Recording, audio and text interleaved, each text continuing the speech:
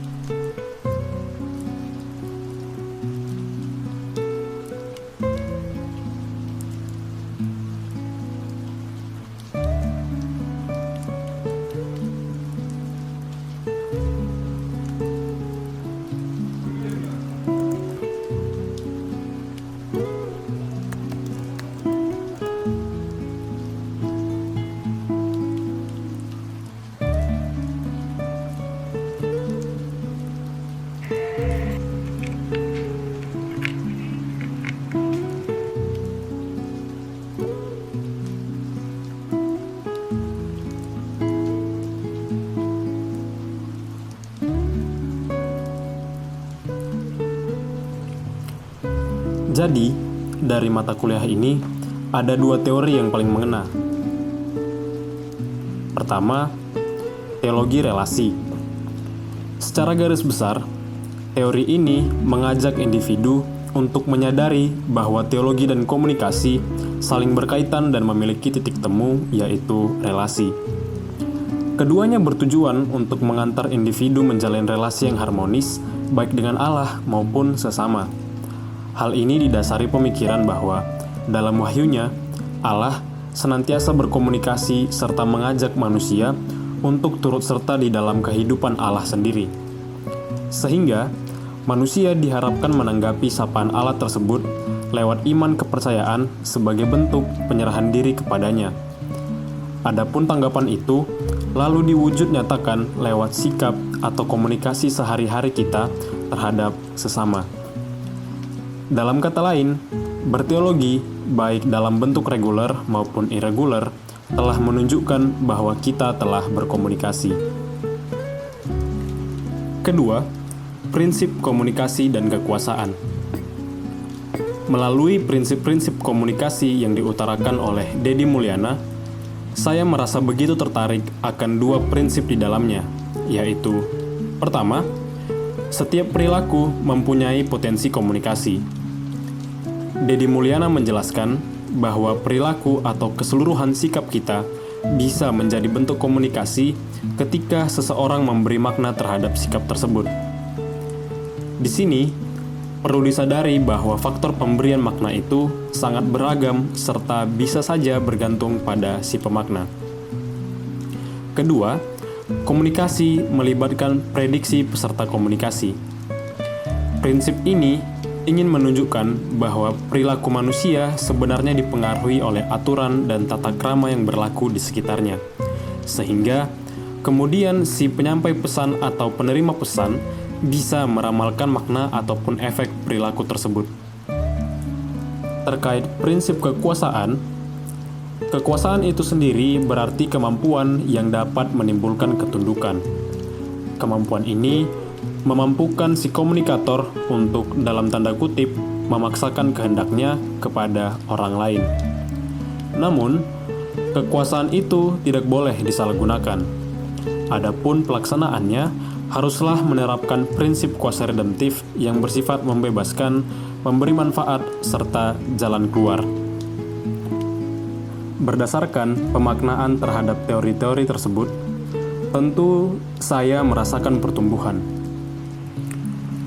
Jujur saja, sebelum mengikuti mata kuliah teologi dan komunikasi, saya masih sering merasa bahwa saya hanyalah seorang mahasiswa biasa yang tidak ada bedanya dengan mahasiswa di luar fakultas teologi dan sedang menempuh pendidikan di sebuah universitas. Memang, pada saat mendaftar ke UKSW, saya tahu bahwa tujuan utama saya hadir di UKSW adalah mempersiapkan diri menjadi seorang pendeta. Tetapi, seiring berjalannya waktu, saya merasakan berbagai pengalaman yang bersinggungan langsung dengan teman-teman di luar teologi. Akibatnya, persepsi awal saya kemudian menjadi berubah. Kehadiran saya di kelas rasanya hanya untuk mengejar nilai akademis saja. Mengikuti organisasi juga seperti sekadar menambah pengalaman, dan bahkan melakukan PPL juga terasa bagai pemenuhan kewajiban perkuliahan semata. Sudut pandang tersebut kemudian membuat saya tidak menghidupi makna sebenarnya dari perjalanan yang saya lakukan selama mengenyam ilmu di UKSW. Hal ini lalu berdampak pada perilaku saya yang tidak begitu mencerminkan bagaimana seharusnya mahasiswa Fakultas Teologi bertindak.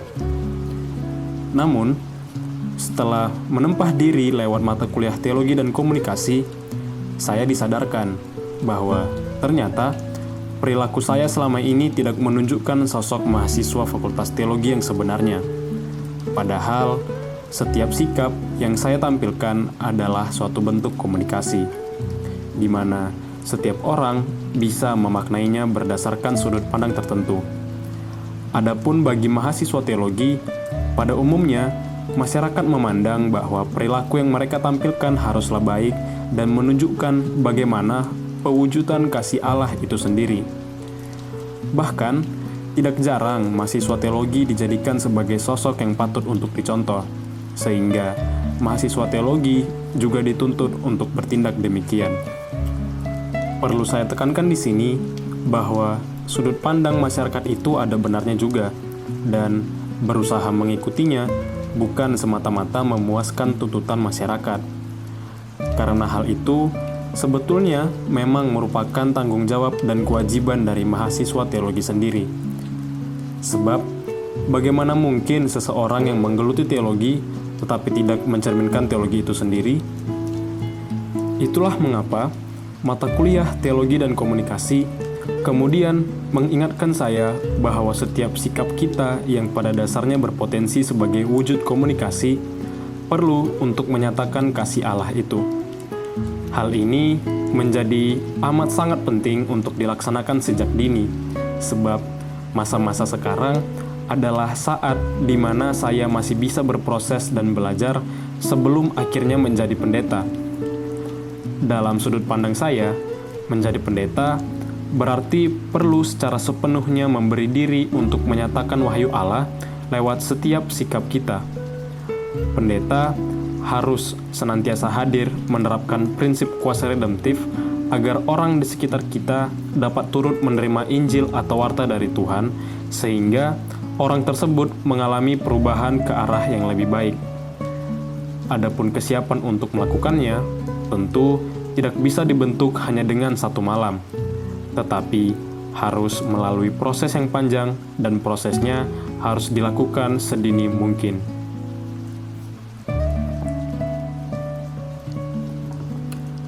Maka dari itu, saya sangat berterima kasih kepada Ibu Iki selaku dosen pengampu yang telah benar-benar memberikan pencerahan terhadap sudut pandang saya ketika berproses menjadi pendeta yang baik.